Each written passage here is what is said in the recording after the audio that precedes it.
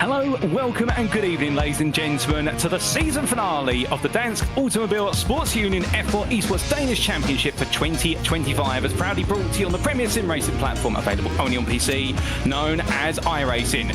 We are here today at the Sebring International Raceway in the Sunshine State of the United States of America, and that is Florida. A circuit that is known to be bumpy in many a regard, whether it be the old asphalt and concrete slabs of the local Army Air Base known as the Hendricks Army Airfield, all the way through to its absolute medley of corners with low-speed hairpins, medium-speed sweepers and high-speed elongated corners, most likely referring to what is Sunset Bend of all of the corners out there. It is a circuit like no other when it mixes variety together and means it's a highly unpredictable circuit, regardless of if you're racing in GT3 or open-wheel machinery. But thankfully, we're in open-wheel machinery here today in the Formula 4 machines to crown our champions in this series. In the commentary booth, you have myself, Paul Walsh, also known as TX141, depending on what media you follow me on, and alongside me is my good friend and colleague, Hasse Roma. Good evening to you, Hasse, and what a round we've got in store. A title fight on the line and plenty also to settle further down the order.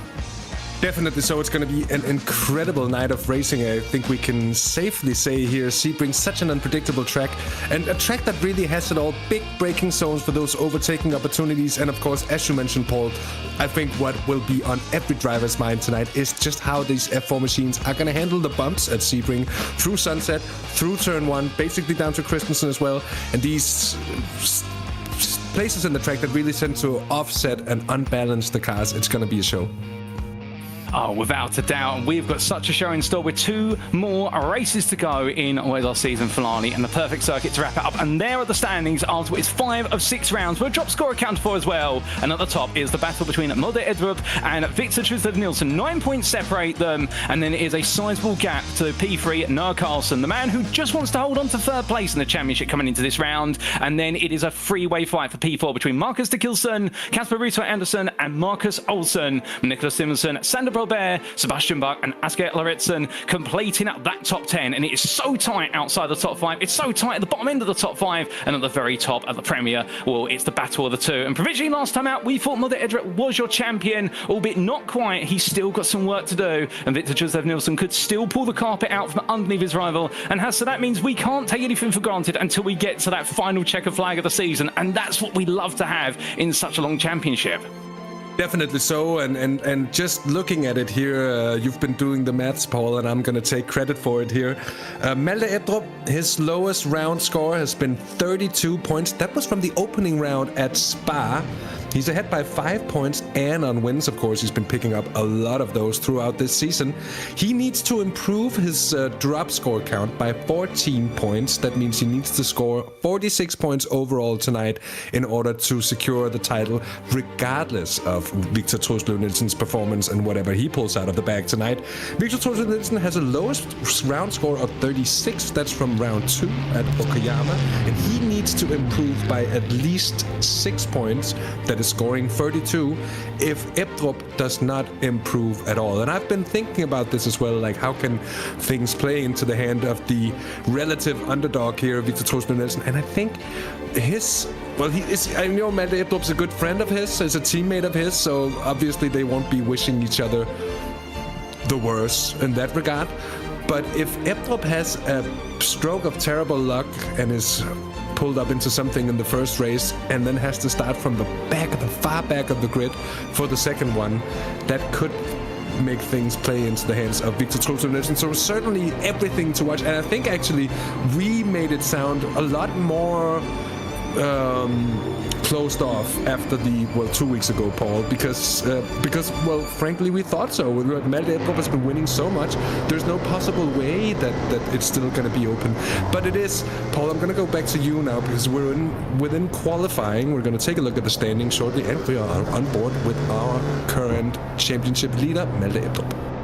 Oh, indeed we are, and with that analysis in terms of where we stand at the championship, coming to the here and now, where right now Edrup roaring his way around there as he looks to make an adjustment to his sim racing rig as well, doing it at such a speed as he comes through Big Bend and in towards the turn 7 hairpin. And the thing about the Sebring circuit is the fact that it has, as we mentioned earlier, a little bit of everything. And for these Formula 4 cars, it's got 4 long straights, some very tight corner sequences, and it is a circuit, one of the oldest in the United States of America, dating all the way back to just after the Second World War. And that means that this circuit has a lot of character built into it, and it really is one of those circuits whereby you can even see in these wonderful low-level camera shots that our broadcast directors provide us with, where we can see just all the little bumps, the microscopic road surface changes from corner to corner. And that means even in qualifying, you've got to go out there for your fastest possible lap to put yourself right at the front of the field. Well, even the smallest of mistakes, the slight bit of over-pushing can lead to you making an absolutely grotesque error, and it can put you all the way down the bottom. But as we see currently, it's Fredrik Sørensen who is leading the way in qualifying by only 24 thousandths over Noah Carlson. And there's a lot of drivers here today who are very eager to be on that podium, if not take more wins. And one of which, of course, was our race 2 winner at the Circuit de Navarra, and that was none other than Kasper Risoy Andersen, who finally picked up that win after such a long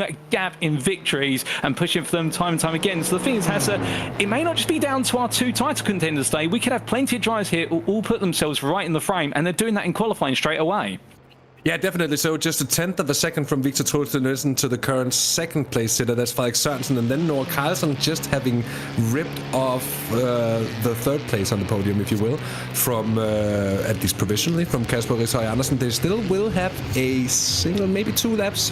I think most of them will have 2 laps, but it's a long lap here, about double the time it'll take, at least a little bit more actually, compared to where we were 2 weeks ago at Nevada, and that's gonna make for a very, very different racetrack to approach, and it's a track that's just so hard for you to really get the setup for the car correctly on, because you want a bit of everything. You want the suspension to be firm, and you want the car to ride low, but you got these bumps, so it's just a heap of compromises to really make everything work here. It's a track that I personally love to drive around in a car that's set up well for it, that behaves in a predictable manner how you want it to, but if you don't have that, it's just a struggle, and you can see it through sunset here for Fredrik Sørensen as the car is skipping left and right in the middle of a relatively high-speed corner in a car that has a relatively large amount of downforce considering how fast it's actually going.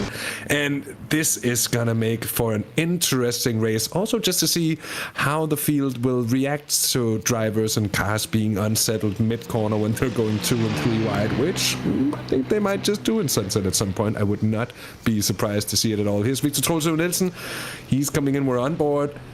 And just to look at the steering input, very precise, but so many micro adjustments as well. He actually keeps it very well balanced, doesn't take too much of the outside line as we would do in a GTP or a GT3, something a little bit more stable. Let's see if he can improve upon his lap time from earlier. It doesn't look like it, but he will have at least, well, not at least, he will have one more chance, and that's it. I'm just not used to it. The laps have been short for most of the season. We haven't seen lap times like this since we're at Spa, Paul.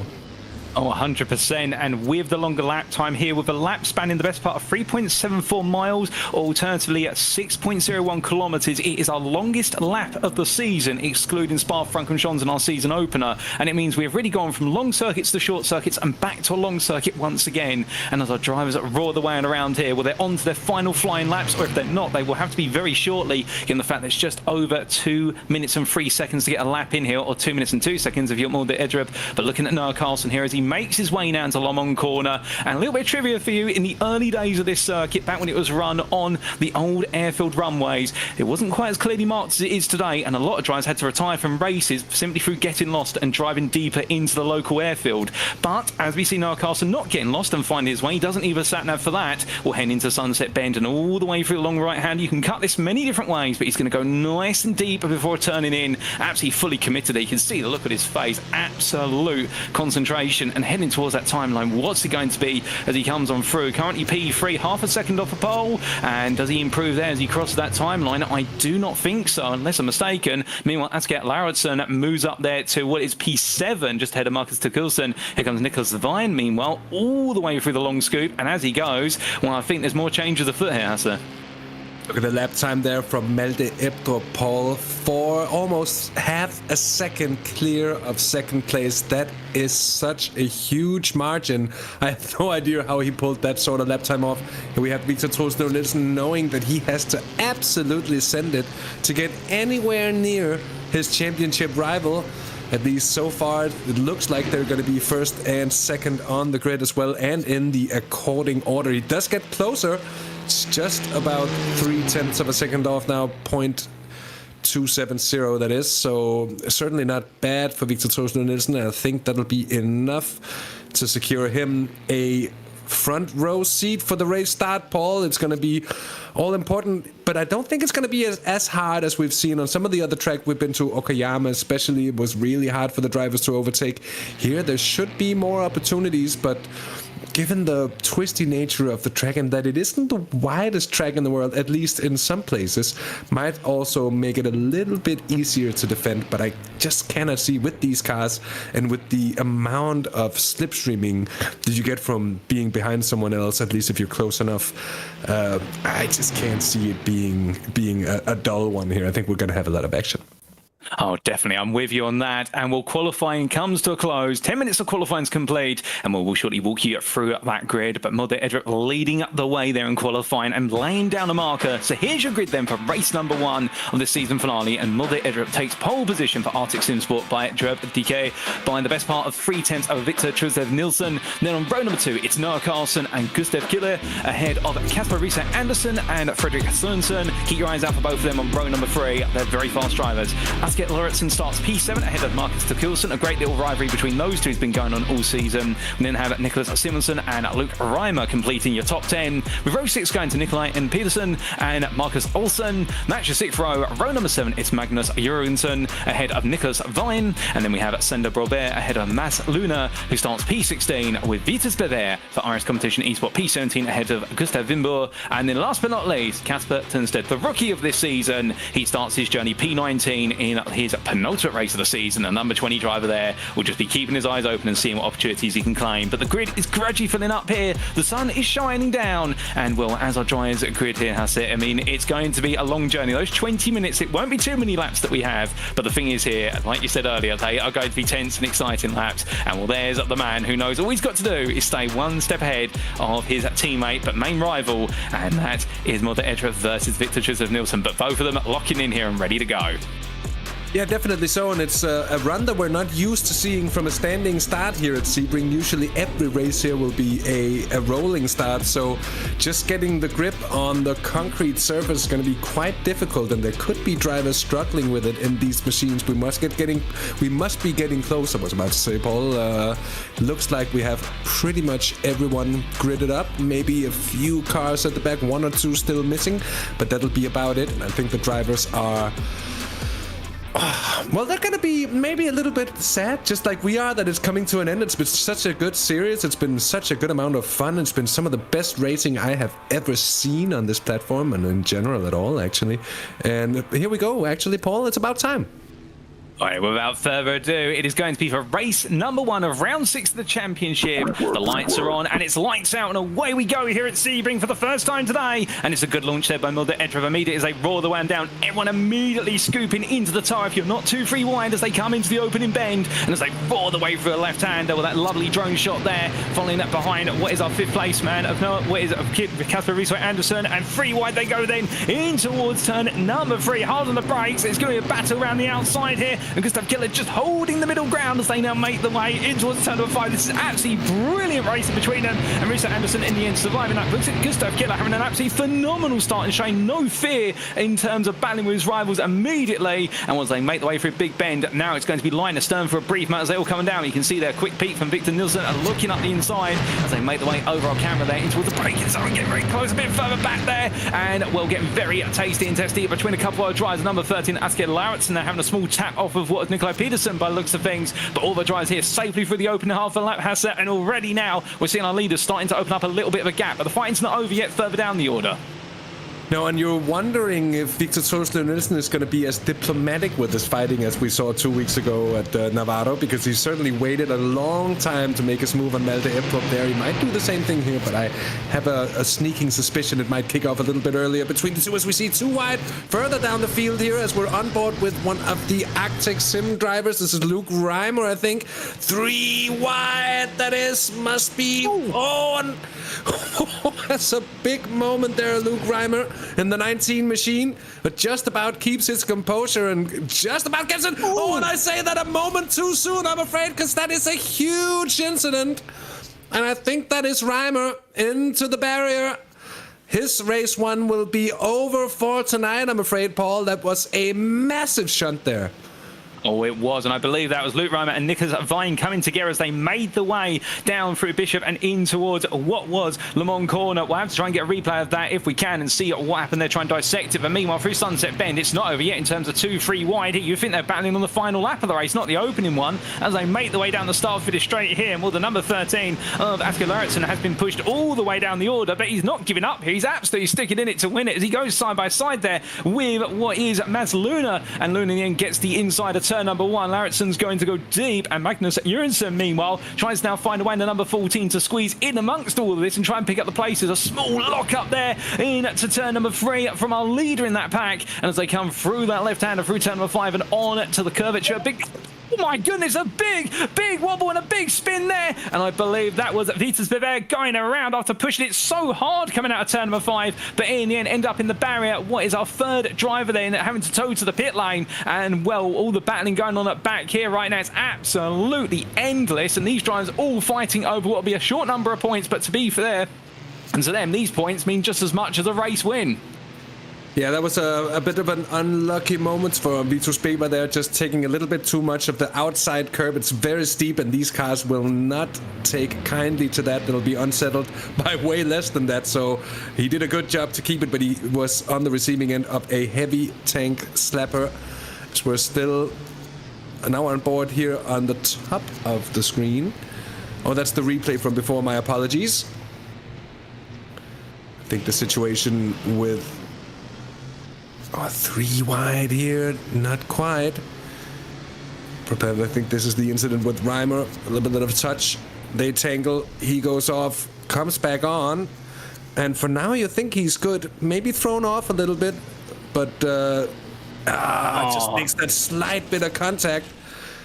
And that's one of those accidents, Paul, you're happy not to have seen happen in real life, because he got absolutely launched from the top of the car of Niklas Wein, and a heavy shunt indeed here as Victor Trosler Nielsen tries to get the run on the inside on Malte Ebdrup. Not quite close enough. Maybe gets a little bit too far away from him and out of the side draft as well.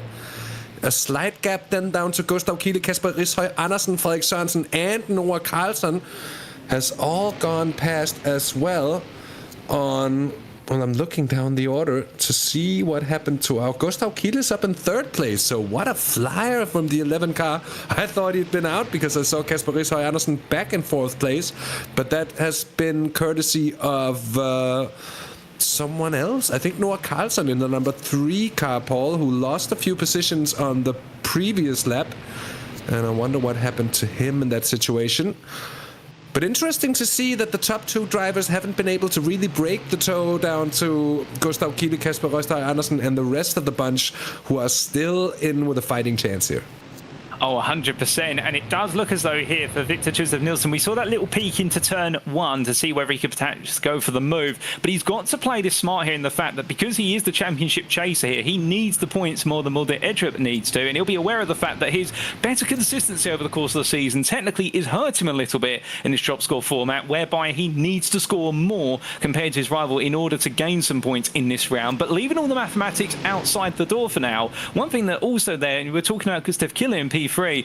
A little bit about him going into this round. He was disappointed with his performance over the course of round number 5. Given the major incident involved in race number 1 and his great recovery in race number 2, only for it to end up in a spin with only minutes to go before that checker flag. So he's really come into this one feeling as though he's got a point to prove, and his practice was extremely good, and that's why in P3 he's doing so well. But holding the phone there, as we've got Marcus Tekilson here battling with the number 3, Noah Carlson. Carlson going defensive. Meanwhile, behind that is going to be Nicholas Simonson also trying to get involved here as they go too wide through Sunset Bend, and as they make the way through, brilliant space being given to the 2 drivers there, just missing the wall if you're in the number 15. My good lord. And as they make the way across that timeline, well, right now it's going to be all about what be Marcus Tekilson on the inside here, trying to keep Nicholas Simonson at bay. But you can see there Noah Carlson having to be wary of the fact that right now he does have Tekilson right there, and in fact Carlson lets that get under his skin. Here comes Simonson meanwhile looking up the inside here, all in on the brakes. It's going to be brave, mounts the curb, and it's a dive to the inside. It's turn 3, and he takes the place and moves up into P6. The number 10 driver absolutely nailing it there, albeit he's not going to break away. But what this will do is cause this pack to fall away from the top 5. The gap now up to 2 seconds towards the top 5. You can see them all running off into the distance here, and the fighting is proving costly. But to be fair, it may be costly for them, but I think for us here in the commentary booth and the guys and girls tuning at home, we're absolutely all loving this right now. We want to see more of it. Yeah, but the top 5 has been bunching up since the opening lap, Paul. Gustav Kille now just 0.6 of a second off of the back of our current race leader, Malte Ebdrup. So it's definitely not over. And if they start fighting up ahead, these guys will be in with a good shot of getting back on. So my best advice, and it's not like I'm any sort of wise guy or anything, but my best advice here would be actually to just sort of keep tabs on the battling and see if they would start battling up ahead. And before they know it, they'll be in with a fighting chance for a podium shot even here. And that's, after all, preferable to fighting for 6th or 7th place. Of course, we do have our 7th heat. That would be an interesting amount of heats to have in a night. No, our 2nd heat. 20 minutes coming up, and with a reverse grid for the top 8. So we'll have our 8th place finisher for the opening heat starting on pole position for heat 2. Big moment there for the 14. Oh my word, and it ends in tears further down the order. I think that's Mads Lunde and Magnus Jørgensen, both of them involved, just tangling ever so slightly, able to go on, but that's not what we want to see. An unorderly moment there for the 2, Paul. Back with the leaders we are, and Victor Trosløv Nielsen is closer than close. It feels like here, Paul, that he could reach out from his cockpit beyond the halo and maybe just tingle the car of Malte Ebdrup ever so slightly up ahead. He's that close. And to see these drivers just move like a centipede on the track, so impressive. Here we have the incident from before.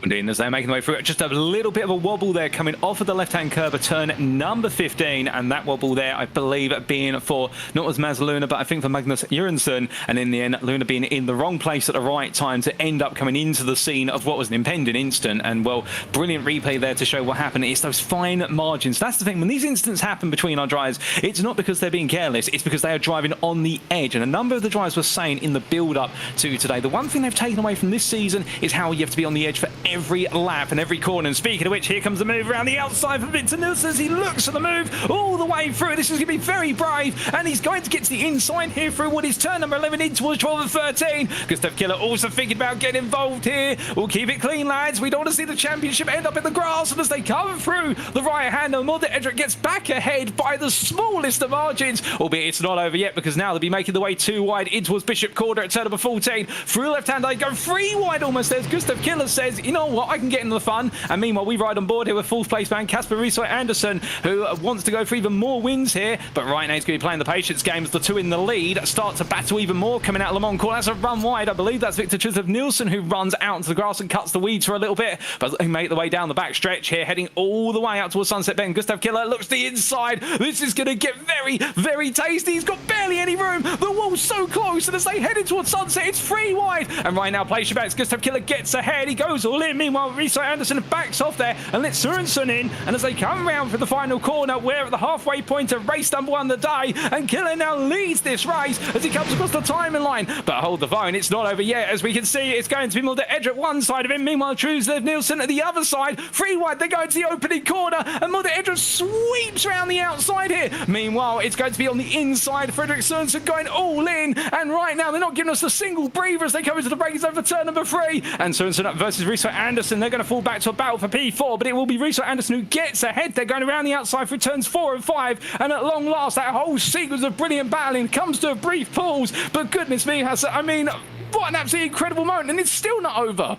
It's certainly not over. We got 9 minutes left of racing on this heat. That was half a lap, Paul, or a little bit more, maybe even, side by side, continuously. And Malte Ebdrup on the outside through turn 1 and hanging onto it by the tip of his nails. He does not want to budge. He does not want to let Victor Trøsten or anyone past here. He wants to remain in command and in control of this race with no one up in front. And he's doing that so brilliantly right now. But it will have allowed drivers a chance, at least further back. You would expect to get back in it, but it's not really closing up. The top 5 does seem to be running away ever so slightly. Gustav Kiele, it has to be said, Paul, tonight is driving his pants off here. He's doing such a sterling job. Some of the strongest driving we've seen from him throughout the season. Really mending it in with the 2 top contenders there. And you can see with the drone shot here just how far onto the curbs they are. And you can see the cars constantly getting unsettled. The drivers as well, of course, using the rotation, trying to get the car to slide a little bit and straighten up the steering and basically use the throttle to steer the car through the rest of the corner sequence. This will be the quickest in a relatively low-powered race car like this, where you really want to keep momentum, you really want to keep the speed going. Oh, and you can see the big bump there on the inside, and actually Ebdrup staying a little bit wider there than Victor Trøsten, taking a little bit less of the bump, and maybe, just maybe being able to keep that little bit extra speed through sunset. Oh, 100%, and the analysis there absolutely on point for yourself, Hassett, in terms of positioning as our drivers make the way towards turn number 1, and Malte Ebdrup using that outside line just to carry a little bit more speed, as we see a brief run wide there from Frederik Sørensen in at P5 as he tries to stay latched onto the back of this battle. And as they come through turns 3 through to 5, it is the calm before the storm right now. We're not talking about the weather, we're talking about potential battling that's to come. And I think this top 5 all right now waiting for the next opportunity. And well, the first driver you would imagine who would go for launch would be Victor Trøsten Nielsen, as meanwhile we do have a 3-second penalty for the number 1 car for causing a collision, and that was for an earlier instant, and that was awarded to Marcus Olsen for much earlier on in the race. We do have some penalties making the way on through. Our stewards hard at work, as they always are here as part of this championship, and well, as the drivers make the way upwards towards turn number 10. Right now there is nothing in it between the top 5. Further back we do have a little bit of battling going on for P7 between Marcus Tikkelsen and Noah Carlson, but we're transfixed here with that fighting as we do split the cameras. Goodness me, our director read our minds here, would see all the battling at once. So there's the 2 wide in that battle for what is at P7 and P8 as they make the way at the bottom of your camera in towards turn number 13, and Marcus Olsen is squeezing his way up the inside of Noah Carlson in towards turn number 13, and meanwhile leaders already down towards 14 and 15 here, and our leaders just being a little bit more sedate at the moment, although saying that Victor Trøsten Nielsen absolutely running glued to the back of Malte Ebdrup, as you said earlier, Hasse, and I think right now he wants to be so close he could reach out and touch his rival's rear wing, albeit I think it's all about also the worry that Gustav Kiele could once again become another player in this. Yeah, definitely. So Kiele will be licking his lips. The more battling he sees up ahead, the better it is for him. And we saw just before that he's not afraid to take his opportunities by the... Well, I'll not utter those words here, but you know what I mean. Here as Victor Trøsten Nielsen goes to the outside of Sunset, forcing Ebdrup over the big bumps. And you can see Ebdrup is getting very close to the wall here. I think he's at a compromised exit.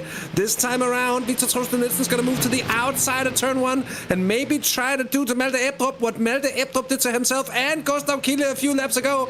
But Malte Ebdrup, cool, calm, and collected, keeps the speed at the apex of the corner, the optimal racing line. There again goes Victor Trøsten Nielsen to the outside, gets a little bit too much oversteer through Christensen, but he just about manages to hold on. I guess it's a Danish series, we can call it Christensen here, because Tom Christensen, obviously the Le Mans winning legend, naming that corner. And they do have corner names as well, but I always mix them up. Le Mans, I do remember, and there's Cunningham, and we've got a few different... Anyway, we don't have time for corner names. There's too much racing going on here. Victor Trøsten Nielsen is trying to find the... Well, he's basically trying to find his chisel to just get it in there, and then maybe just punch an opening in so he can see if he can get past on Malte Ebdrup. Now, though, he gets a poor exit, and Gustav Kiele is on his outside as they come in towards the final sector of the track here, but he's going to be left no real space on the outside, taking so much curb, managing to keep it under control. Gustav Kille with a real brave run here. Now he's got the company from Kasper Ishøj Andersen, though, as if you attack one, you just make yourself vulnerable from attacks from behind, as we've seen so many times this season, Paul. You really have to be tactic, you really have to be strategic with how you approach these races, and Frederik Sørensen got a first-class seat to all that action up ahead. It's quite incredible what we're seeing here tonight, at least regarding that they're not really getting the overtaking done, but my, are they close.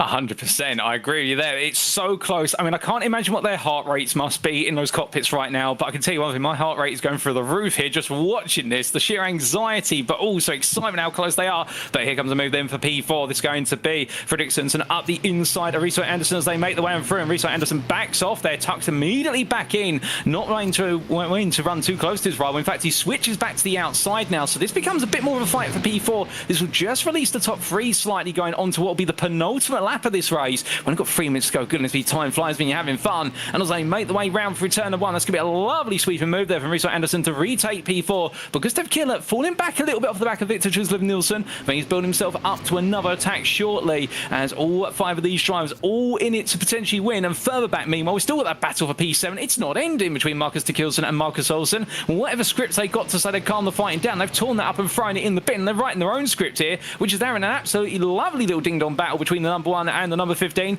Keep in mind, of course, that Marcus Olsen does have a 3-second penalty that we applied after the race, so therefore he's got to contest with that. But penalties aside, as we see there, an absolute move to the inside into turn 7 from what was Frederik Sørensen, goes a bit deep. RaceSpotTV Andersen counters him back, and as they make the way through turns 8, 9 up towards 10 through Fangio corners, it's known. Well, meanwhile, we do see a little bit further back, that back and forth again between Marcus Tikilson and Marcus Olsen, the bottom of your screen. And well, right now these battles absolutely neck and neck. But meanwhile, back towards the very front at the top of your screen, Molde Edge versus Victor Truslov-Nielsen. It's part 3 of this battle, and as they come in towards turn number 13 through the right, and they go, they're very close. They almost tap wheels. They're coming through, and we ride on board here with the man in the popcorn seat view, Gustav Kille, who'll be watching this right now, thinking, who do I place my bets on? Who do I go with? Well, he's going to try and go behind Molde Edrup here as he looks to tuck him behind the 22, the 21 of Victor Truslov-Nielsen back on the inside as they go to the right-hander, just giving enough space to breathe. And here comes now Kille looking to cut it back as wide as he possibly can. He's going to try and slingshot, but it's a big slide there as they come out of the corner. Onto the back straight they go. But now we have the double draft here, and he's going to pick up a lot of speed. We can see Edrup covers him off. Then Victor Truslov-Nielsen follows on before Gustav Kille can get alongside. And as they make the way down, it's going to be 3 wide here behind the leader in the battle for P2. You can see Nielsen looking to the inside. He squeezed the wall. Gustav Kille around the outside. He's going to try and go all the way for all the positions. Is he going to be able to find it? Well, here comes RaceSpotTV Andersen, meanwhile, as we ride on board with a P4 driver, tuck into the inside wall now as Edrup goes defensive. Kille gets ahead, and now he's got the overspeed. But here comes RaceSpotTV Andersen, then tucking into the tire. He's got a huge slipstream here. To the inside of turn 1 he goes. 3 wide they go to the apex, and as they made the way around, right now, oh my goodness, a big slide, and he just catches it as they come down towards turn number 3. Through the left-hander they go, and right now, Gustav Kille riding the curbs. You shouldn't put an F4 up on those before the start of the day, but he's showing you can ride them as if it's skateboarding, and in towards turn 7. My good lord, they calm it down, and Gustav Kille moves to P2, but one thing that hasn't changed, Molde Edrup still leading. I don't know how. I don't know how he does it as well. That was, though, how you have to say the save there from Kasper Ishøj Andersen to keep that car on the pavement. Oh my word, out of turn 1. That was a huge moment. We are, ladies and gentlemen, by the way, on the final lap now. And Gustav Kille is in the lead. Gustav Kille is in the lead. And Malte Ebrup is off, I think, or did he disconnect? Did something happen? He's gone, at least from the timing tower. And it looks like he might have had I don't know if his game crashed or something. It could look that way to me.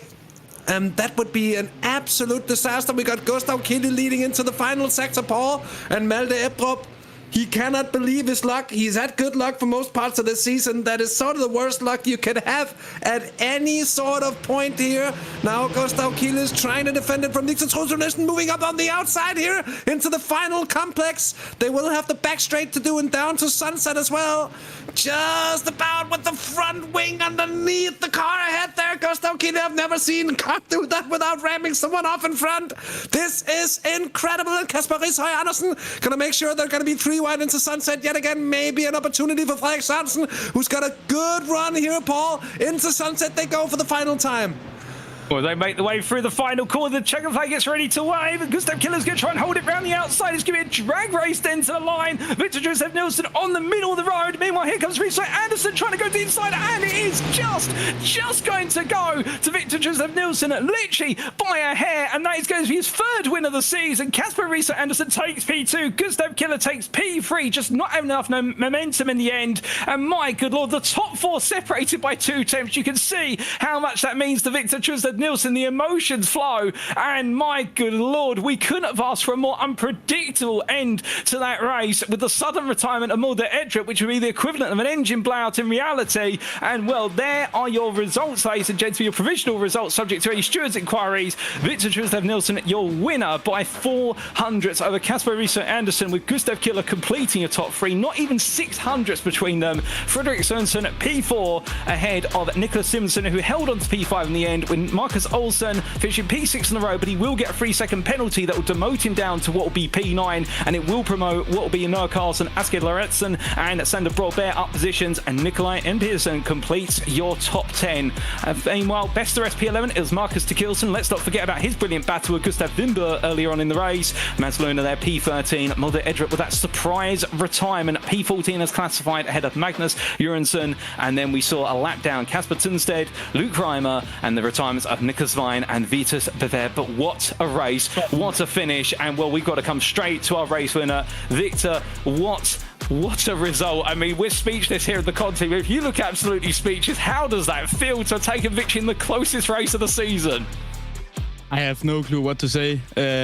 Our going on to the last lap, I think I was down to P5 or 4. So it was really looking like Malte was taking it. But yeah, then his game suddenly crashed. Yeah, I don't know what to say. That was just wow. Well, I can see it on your face, the fact I don't think it's quite coming in the reality yet. I mean, this championship with this result is completely now blown wide open going into the final race of the season. I mean, coming into this round, you were at a points disadvantage, but I think that's now out the window. It's all pretty much neck and neck. How are you feeling for race number 2? Do you need a moment to try and understand how you should feel for race 2? Yeah, I just don't know what to say. I'm so relieved and so in shock. I don't really know what has happened yet. So yeah, I don't even know what you asked me. I'm so in shock. Well, that's absolutely fair, Victor. We'll tell you what, we'll let you grab a breather. Best of luck for race number 2, and we'll see you at the final checkered flag. Thank you very much. And here we are with our second place finisher, Casper Riso Andersen. Casper, that was a race to remember, the opening heat, some of the closest racing we've seen over the course of the season, and without a doubt, the most intense finale. How did your heart rate feel? I feel like I want to ask you that question. How was the heart rate on that final lap and through those final corners? I mean, it's probably through the roof. It's around 124, I can tell you that much.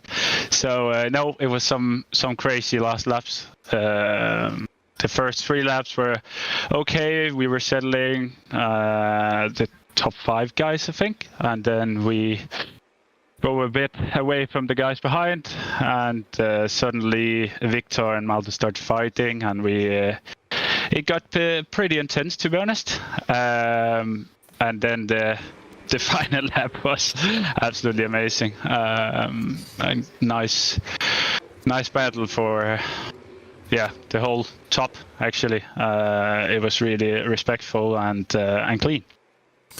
Yeah, and it was surprising that it would be kept clean with margins being that close. You had a huge moment exiting turn 1 yourself. But how did you manage to keep that under control?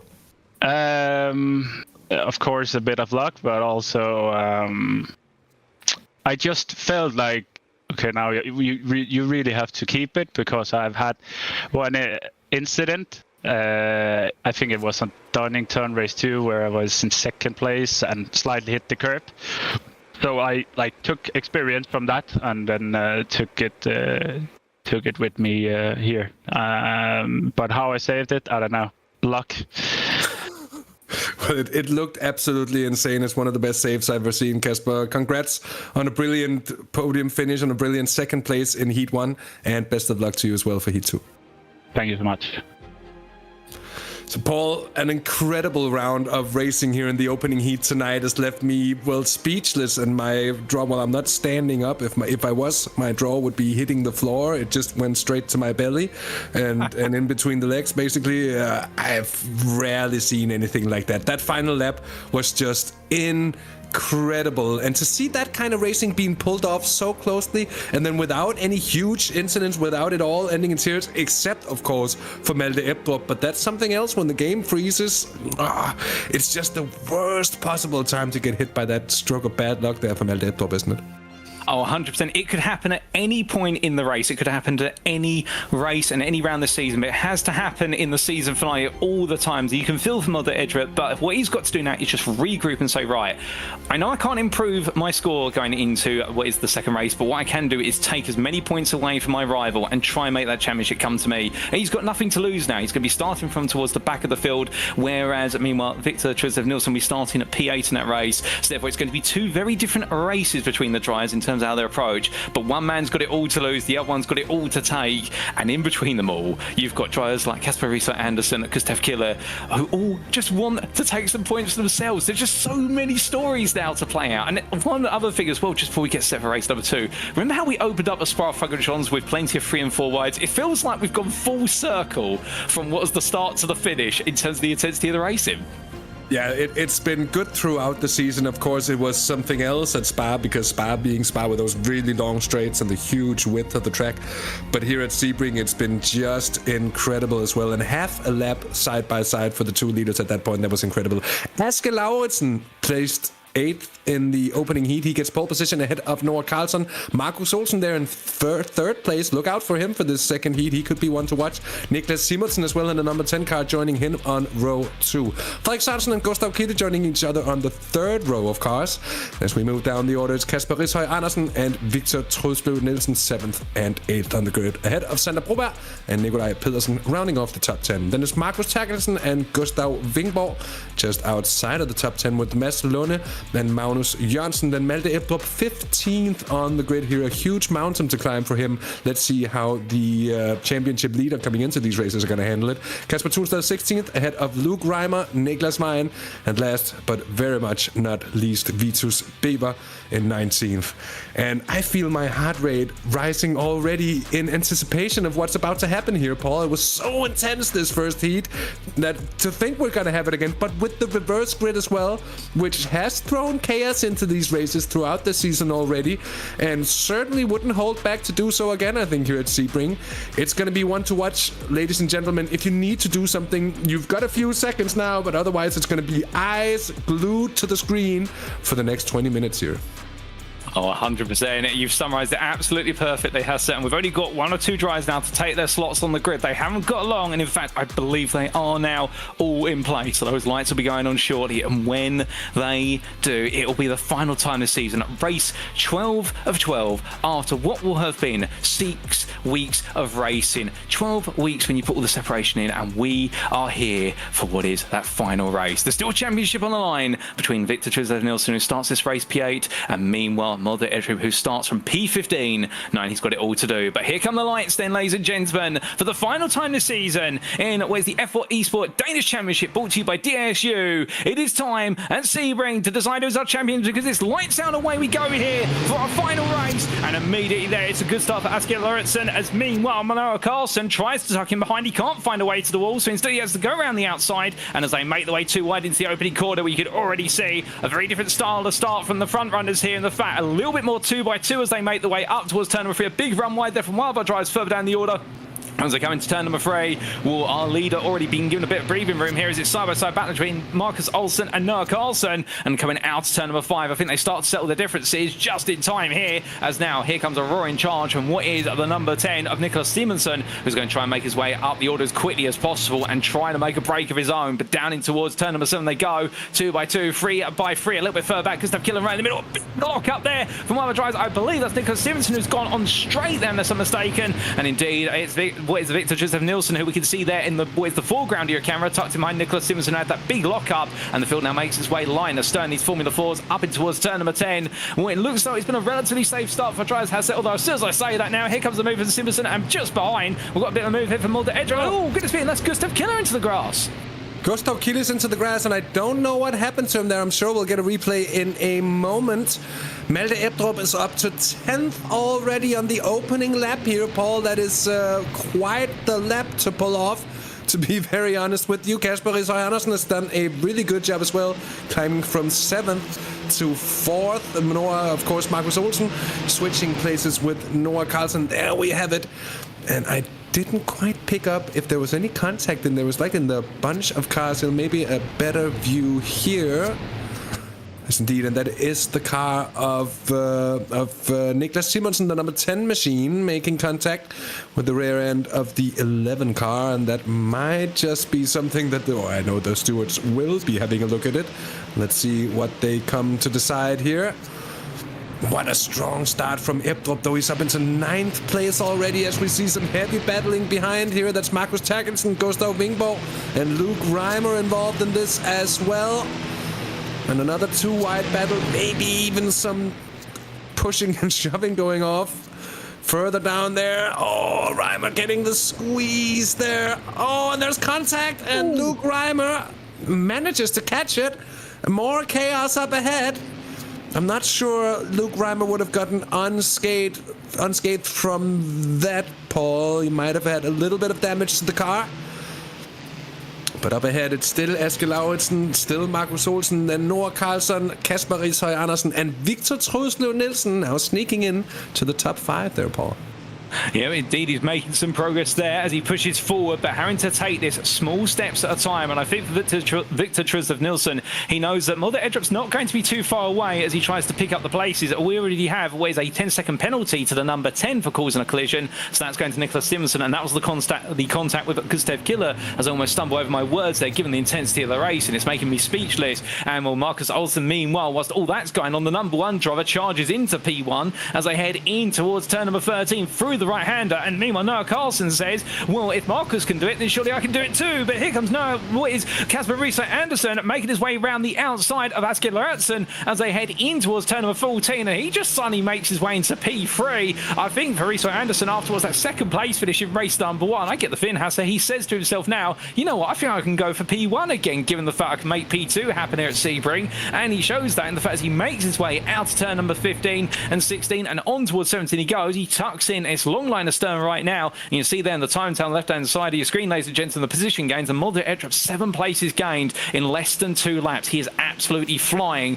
2 places gained by Markus Olsen. Meanwhile, Noah Carlson, nothing gained, nothing lost. He is where he started this race. That's not a bad thing, but of course now he's got the pressure of a lot of very fast drivers who've found places already, and they are picking them up even more as we go on to lap number 3. But as our drivers make their way across the timeline, well, here comes a quick peek to the inside for Noah Carlson. We're right on board with our 3rd place man, Risøy Andersen, into the braking zone. He's going to try and part the seas here. That is very brave to think about putting his nose into that gap. He knows it's going to close. He backs off there. And talking about learning from Donington, he's definitely learned a lot since the season's gone on. And right now playing this very smart. It's as if he's playing chess, well, as everyone else is playing checkers here in terms of how he's picking these moves. And as they head in towards turn number 5, well, right now he's got Asker Lauritsen looking around the outside here. And I think it's going to be number 13 drivers trying to put the message through saying, remember me, I'm still here for P3. But Victor Truslev Nielsen's just behind, and all these drivers right now absolutely nip and tuck as they come down. But look at that in the left-hand side of your picture. Is that Mulder Edrup or Nicholas Simonsen? One of the two. In fact, they're going almost 3 wide there under braking in towards turn number 7, and somehow they've made it under braking there because Victor Nielsen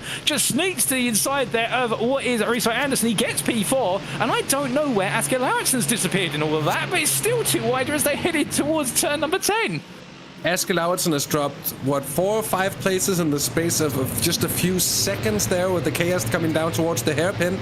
And we're on board with Malte Ebdrup, who's battling Niklas Simonsen in the number 10 car. Simonsen has a penalty, so he might just be backing off ever so slightly as he does, and he runs wide here as well. So he gets run wide a little bit. There's not a lot of space on the apex, but he doesn't insist on carrying the speed, which he is, of course, allowed to as well.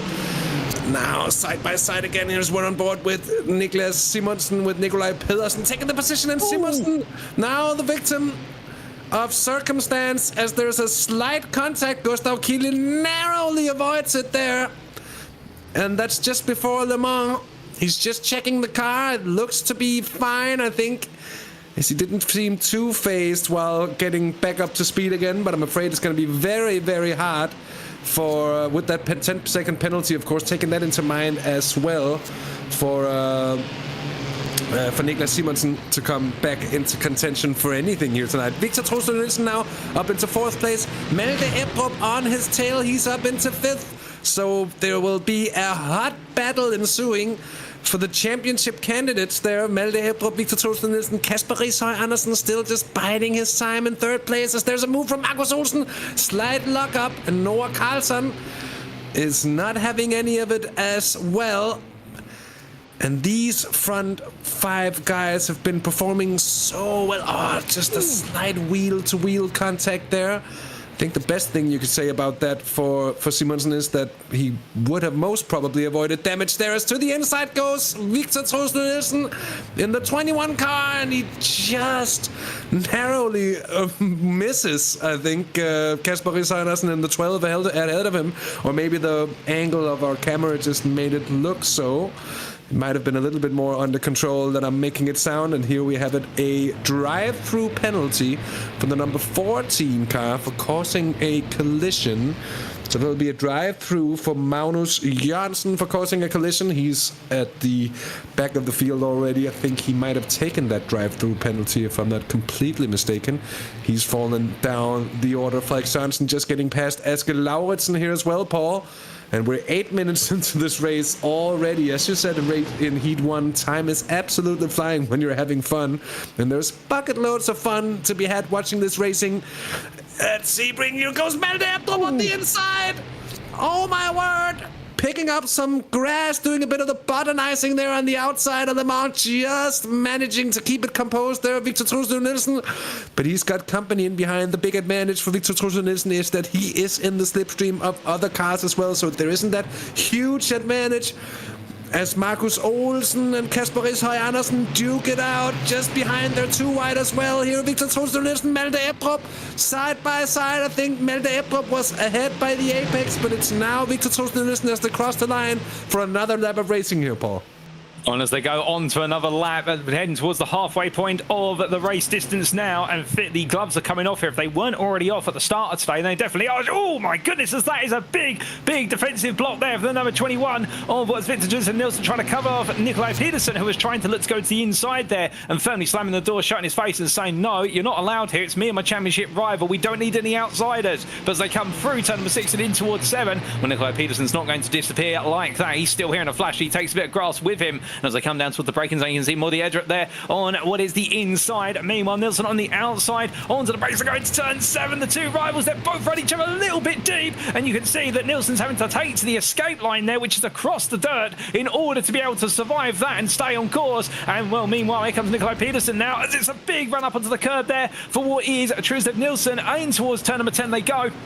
Being up the inside of 1, he's on the inside of 2, and Nikolaj Pedersen is saying right now, I don't care if you're championship leaders, I'm still going to go for this.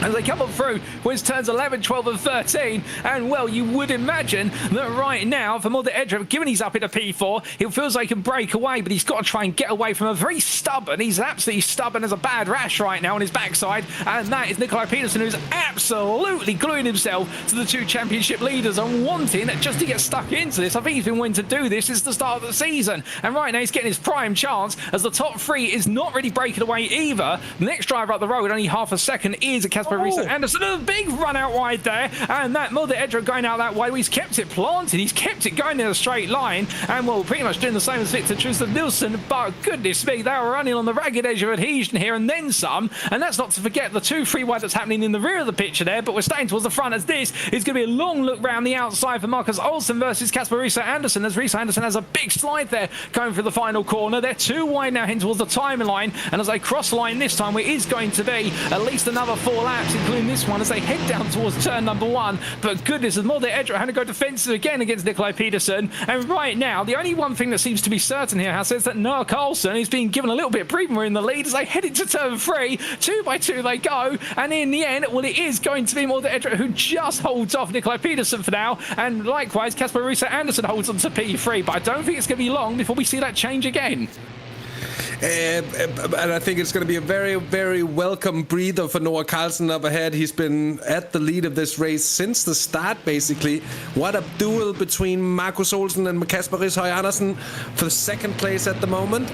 And now Malte Ebdrup all the way to the tail, and Markus Olsen gets spun. I'm not quite sure if there was contact, but I do think there was a slight bit of contact between Kasper Rishøj Andersen and Markus Olsen, and we'll see what the stewards say about that. But it looked very close, and it looked like it could be considered a racing incident. I'm not quite sure here. Malte Ebdrup now trying to get the better of Kasper Rishøj Andersen, with Nikolai Pedersen also trying to take advantage of the loss of momentum for the driver in the 12 car, and Malte Ebdrup taking absolutely no prisoners here. He's moved past. He's now up into second place, and more importantly for him, he still has Victor Troels-Nielsen in fourth down behind. He's going to be on the chase for as many points as he can get here, Paul. Oh, indeed, going to be pushing it to the absolute limit, all the way to the end. It's a big run wide there for Molde Edra. I mean, now it looks so there. He's trying to carry so much speed out of turn number 16. He's got to be careful that if he keeps making a habit of it, the stewards might decide that he might be using that to gain a bit of an advantage, albeit with the amount he's running wide out there at the moment. The fact he's keeping it pointed in a straight line is testament to how he's able to turn the F4 into a rallycross machine. But Nikolai Peterson there on the inside of Kasper Russo Andersen as they come down and around through turn number 3. As they roar the way around here, we're charging towards the timing line and heading in towards another lap, and trying to do the mental maths in my head at the moment in terms of how the championship permutations. You know, I'm just going to park all the mathematics and leave it to later, because this racing right now is absolutely on point. As we see, Kasper Russo Andersen still trying to hold that outside through turn 1 as Nikolai Peterson scoots to the inside. Meanwhile, here comes Victor Troels-Nielsen, who now knows he's got to get back ahead of this fighting in order to give himself a little bit more leverage in the points battle between himself and Molde Edra. But through that left-hander at turn number 5 they go, and as they do, well, it looks so for the first time in about 5 laps they've stopped going too wide through Big Bend, as we can see a little shake of the wheel there for what is Victor Troels-Nielsen. And he needs to get back into that fight. Perhaps also getting some of the kinks there out of what is his wrist. And as they make the way into the break-ins over turn number 7, well, Nikolai Peterson just defending there now, and that is giving Molde Edra a bit of breathing room. 6 tenths already is the gap that started to open up in the fight to P2. And as they roar the way up towards what will be turn number 10, when Noah Carlson will feel as though if he can keep up this pace, he may just be able to run away with this, whereas everybody else right now in this fight is scrapping for the rest of the podium positions. And Nikolai Peterson there already becoming the thorn in everybody's side, just trying to keep on behind as we have a replay here of what happened. And this was, I believe, the number 1 of Markus Olsen. And was there a tap? Was there not? It doesn't look like there was a tap. I think just getting the power down a little bit too eagerly with a lot of steering lock, and in the end going around. But what were your thoughts, Hasse, as we get the slow-mo? I think he's sliding already, and then as you see right there, you can see it on the very far end of the car as well. He does get a slight helping hand, but what I think will be the weight on the feather on the weight. Did you even say that in English? I don't think you do. Anyway, the feather on the weight, it's the same we have in Danish, is the fact that he's already sliding and sort of has the car out of control as Kasper Rishøj Andersen makes the slightest of contacts, and he got nowhere else to go. So Kasper Rishøj Andersen, I don't think, can really be put at fault for that situation there. It has to go down, for me at least, as a racing incident. Of course, the stewards might consider differently, but then we would agree to disagree, and of course, it's not me making the decisions in that stuff as well. So 5 minutes to go here. It's going to be 3 more laps after this one. It's going to be 3 more laps after this one, Paul, I think. And Frederik Sørensen on the outside here, is he? Oh, and several drivers taking the rallycross route in behind. It was Frederik Sørensen in the blue number 5 cars. That's a bit of a send on the 15 as well of Markus Terkelsen. but just managing to make it stick and make it work out, and time again, it's incredible that it doesn't go wrong more often than it does. We haven't seen that many incidents throughout this series, but the racing has been absolutely insanely close with these F4 cars. Some of the most entertaining racing you could probably watch on all of iRacing, and if you were talking circuit racing at least. And onto this lovely drone shot as well, giving us a nice angle to cover the battling dual 2-wide action in the battle for what I believe is 7th place. Whereas Falk Sørensen is actually in 7th, so 6th, 7th, and so forth down here, Paul. It's so much happening. It's hard keeping track of everything. But what I will tell you, 4 minutes remaining, Noah Carlson still leading, Malte Ebdrup ever so slightly closing the gap, and he is within the slipstream, so you wouldn't put it past him to get up there again. But behind, Nikolaj Pedersen, 2 seconds down, they would have lost the slipstream on the 2 leaders, and that's the number 2 machine, and that's a terrible accident further down. And I'm afraid that's going to be the end of the race for, well, I didn't see who else was involved in that one. Sander Broberg most certainly out of it. A heavy crash as well. And I wonder who that was involved. The second car there, was it Niklas Vine? It was Marcus Olsen, I believe, because Marcus Olsen's had to be towed to the pits as a result of that almost immediately. So I think it's the number 1 and the number 2 coming together. So whilst they might have numerically been next to each other in terms of standings, they also did have that numerical coming together here. And well, we see the replay, and was 3 wide into the corner in the end, ran out of room, and goodness me, we're just launching the car over the top of his neighbour there. And well, when these cars get airborne, they get airborne very quickly. They're all about their downforce, and very unfortunate there. The number 13 as well of Asger Lauritsen being caught up, so 3 drivers all caught in an absolutely huge shunt. And here's the onboard house. I mean, it's time for takeoff, and not a happy one. No, and incredible that the 13 car there isn't more damage. The car of Asger Lauritsen does take a spinner, might have a little bit of damage, but is able to continue on. I find that pretty incredible and so on. Now look at Malte Ebdrup. He's closed up to half a second in about the space of a lap here. He's now on the tail of Noah Carlson with 2.5 minutes left to go. They will have another lap after this. There will be plenty of opportunities for Malte Ebdrup to grab a win from 15th place on the grid with just 20 minutes of racing. That just tells you a little bit of the story, and that'll be a long tail for Malte to tell, I think, in the interviews, with all the overtakes he's had to have done, with all the stuff that's happened around him, with all the close calls, all the incidents we've seen. Oh my word, Malte Ebdrup now on the tail of the number 3 car there of Noah Carlson, trying to make life difficult for the championship leader, but that might be a compromised exit for Carlson here, Paul. And I think it's going to be a chance for Malte Ebdrup to have an outside run down through Sunset, and we've seen it work out. If they can go side by side down through here, they'll stay 2 wide down the start-finish straight, and if you can keep the run, you'll be on the inside for turn 1, but that is another type of strategy for Malte Ebdrup, as he just pulls out of it, gets a much better run, and on the finish line they are absolutely neck and neck. Malte Ebdrup just squeezes ahead, and there's an incident in down behind, at least a puff of smoke. I'm not quite sure what happened there. Noah Carlson, no love lost there. He's giving the minimum amount of space. Malte Ebdrup just about keeps it on the gray stuff there, and Noah Carlson, great job by him. On to the final lap they are, Paul. He just about keeps the lead for now. Well, he's gone deep. He's gone deep at turn 5, and as soon as he does that, he loses momentum here versus Malte Ebdrup. Ebdrup goes around the outside here and gets ahead as Noah Carlson is made to take 2 wheels to the grass there. Malte Ebdrup are now going all in on this, and well, coming into this final lap, you can see Victor Joseph Nilsson dive into the inside behind, and these are key overtakes because whilst we've been going through this, I've been crunching the maths, and I believe, based on how it goes, it's going to come down potentially to the fastest lap point over the 2 races, because right now, as they make the way on through, it's going to be Victor Joseph Nilsson trying to hold on to P3. He needs this 3rd place as a minimum to give himself a chance to take the championship. And Nikolaj Pedersen says, I don't care about your P3. I want it for myself. And looks around the outside there into turn 10. And as they roar the way on through, Kasper Riese Andersen just watches on behind as Malte Ebdrup and Noah Carlson almost going 2 wide there into turn number 13. These battles right now for the podium positions, it could all come down to the finest of margins between the drivers as they make the way then For the final time up through turn number 14, in towards what will be Le Mans corner shortly. You can see Mulder Edrup still leading, but right now,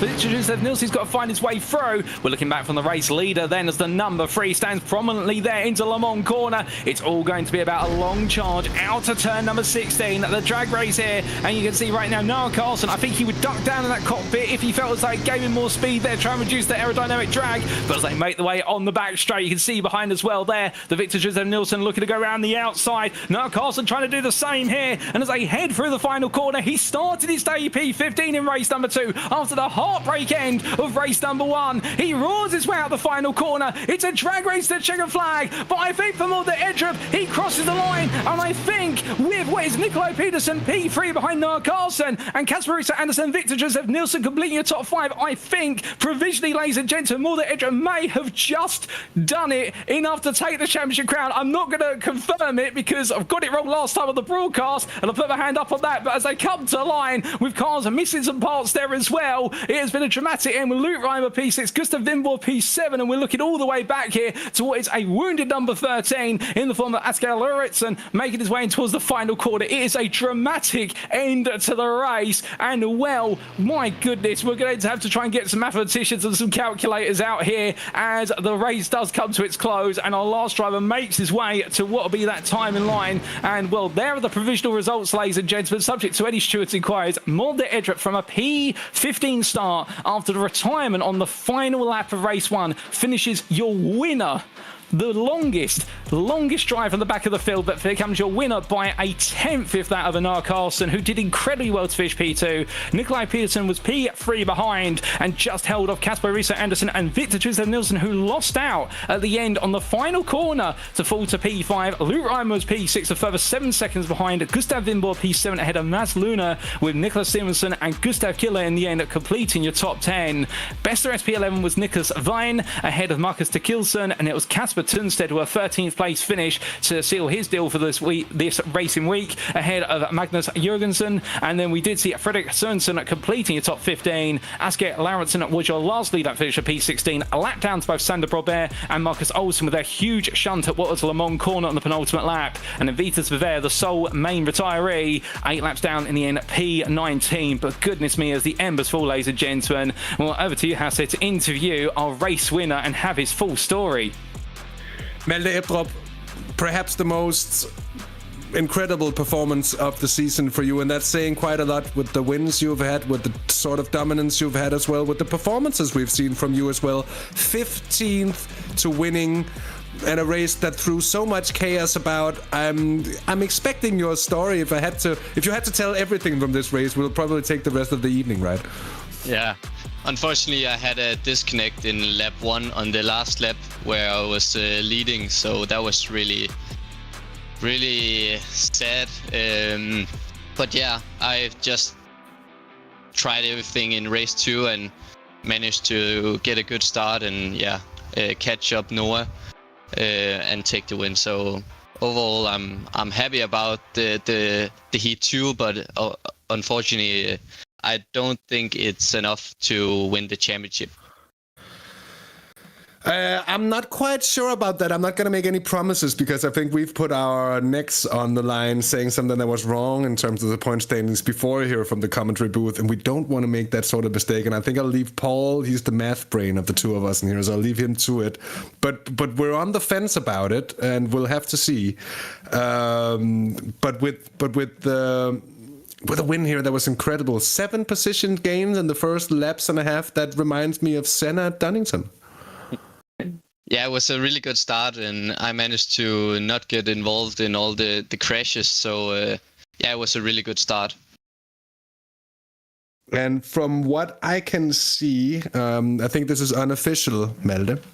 From what I can see here, it's a tie. Which means that I think you're the champion on wins. Unofficially, at least, we're still waiting for confirmation. But of course, it has to be a bit of an emotional trip with the disconnect in the first race and then such a performance in the second one to seal it under an amount of pressure that you haven't been for the entire season as well. Yeah, in the last race, I didn't really think it was possible to win the championship, so I was just having fun.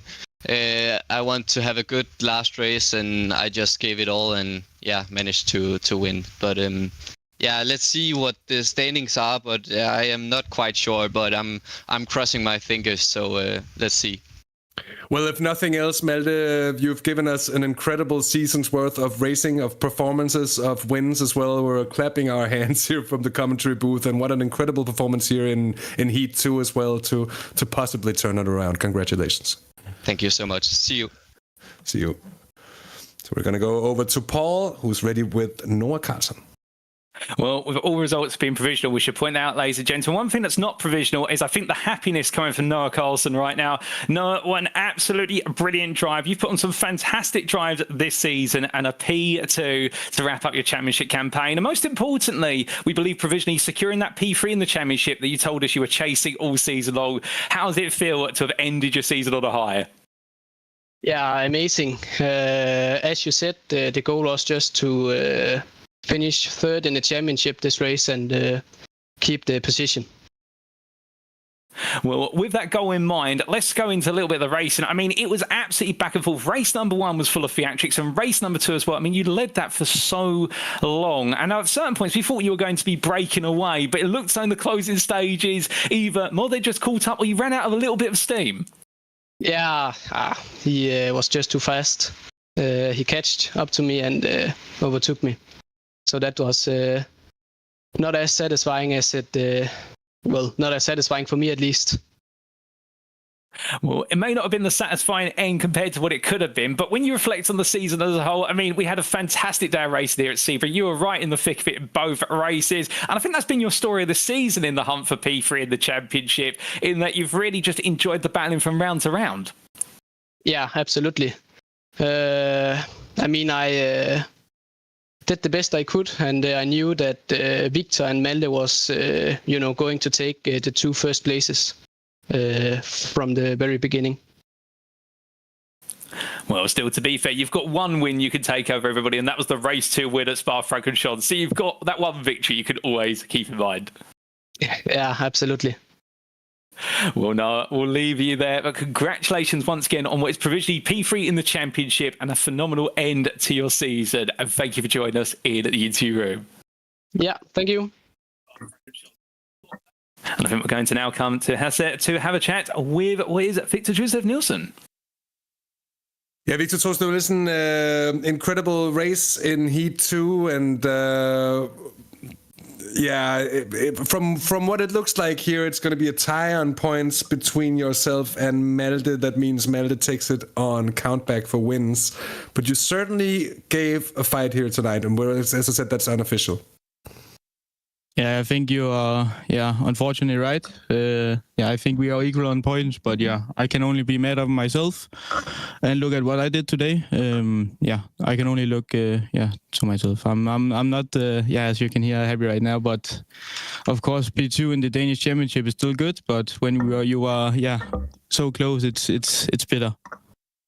It must be incredibly bitter, especially considering how the last lap really happened, and that you, for at least for a few moments on the last lap, there were P3, which would have gotten you the championship in that sense. Yeah, exactly. I didn't know what position I had to be if Malte won, so I just tried to keep it on track because the guys around me was, especially one of them was really too aggressive, so I didn't want to risk anything. Yeah, but that cost me the win at the end, I think. So that's just a mistake from me. But we learn from mistakes, so that's what I can take from this. Victor, if nothing else, you had put up a grandiose fight, and you've made it a run for it all the way to the literal line of the final round. Both you and Malte Ebrup going to Iceland to represent Denmark as well in a few months. That must be pretty cool as well. Yeah, right now I'm not thinking about that, but it will be cool. I don't know what to say. It was looking like a glory after race 1, and now I'm just sad. But I can be sad tomorrow. But then I will go on the racetrack in the real world, so maybe I can enjoy a little bit there. Well, best of enjoyment. It's been a pleasure following the racing along here as well from the commentary booth, Victor, and a shame it didn't work out for you at the end here. Thank you very much. So Paul, that was Victor Trostero Nielsen. What a finale to the season here. We're still waiting the final results from the stewards as they're doing a countback on wins and such. We didn't have any penalties, by the way, I can assure you that. So none of that coming into play for the final round here. I've sort of lost the plot here even. That was so wild, there was so much happening, and I don't think, Paul, that any of us really had a sense that it was going to come down to it like this, and yet it did, and we couldn't have written it any better. Oh, you're 100% right. I mean, it has been an absolutely fairy tale ending to the championship from a spectator's perspective. And news is broken, ladies and gentlemen. This is breaking news. We have confirmation that Mulder Edrup is your 2025 DASU F4 Esports Championship winner, and winning in the end on a tie, but result countback, taking 2 more wins compared to what was his rival Victor Trostero Nielsen. And I can see that, Hasse, you're shaking your head in the content. I mean, you can't make this up. We thought it was going to be close. We didn't think it was going to be this close. And I mean, yeah, sure, there was the retirement in race number 1 for Mulder Edrup. But to be fair, when he was put on the spot, he had to fight his way through. And to do it from P15 to take victory, I mean, what a way to crown your championship with a champion's drive. That is an absolute champion's drive. There's no better way of putting it, Paul. And I think what Malte told us as well is that he didn't think it was even possible for him to win the championship. So he sort of just drove with no sort of pressure and just trying to have fun, trying to get a good last race of the season in. I think that might just have been to his advantage. At least we know he's a cool cucumber, Malte Edrup. We know he's cool under pressure. He's calm under pressure, and he performs very well under pressure as well. But from there to being able to go from 15th place on the grid to taking the win on the penultimate lap over a 20-minute heat, it's just a pure display of class. And as I said before, it might just come down to an advantage for Malte that he actually thought it wasn't possible for him to win in the first place there. Oh, very true. But one thing that also has to be said as well, whilst everyone will be talking about Mulder Edrup taking the crown by that result countback, and in fact, I've just had it confirmed in my ear, it's 7 wins for Mulder versus what is the 3 for Victor Trostero Nielsen. Let's not forget, and we need to give a round of applause to both of our top 2, indeed, all of our field, but particularly Victor Trostero Nielsen, in the fact that statistically, ladies and gentlemen, he was the more consistent driver over the season compared to Mulder Edrup in the results, but in the end, it was the edge on wins, and that is the tiniest of margins. You never have a championship go down to those fine margins unless you've got 2 absolutely clinical rivals out there. And in the end, well, for Victor Trostero Nielsen, he may walk away from this one right now feeling absolutely fuming that it hasn't worked out. But I can assure you, when he looks back on it, he'll think as though it's probably the best championship battle he's ever had. And we did see the rest of the championship stands, our top 3 being completed by Noah Carlson with that phenomenal drive to P3. But it does sadly mean, doesn't it, Hasse, that it's now time for us to bring things to a close, because it has been a phenomenal season. Wouldn't you agree?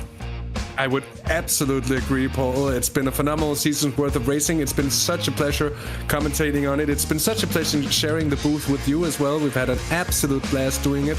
I'd like to extend our thanks to folks at RaceSpotTV, to Hugo there, and to, of course, iRacing for having us on the broadcast as well. It's been such a good round of racing here tonight. It's been such a good season, and I'd just like to say thank you all for watching along as well. And until next time, Paul, it's been a pleasure. Everyone, take care, have fun. Bye-bye.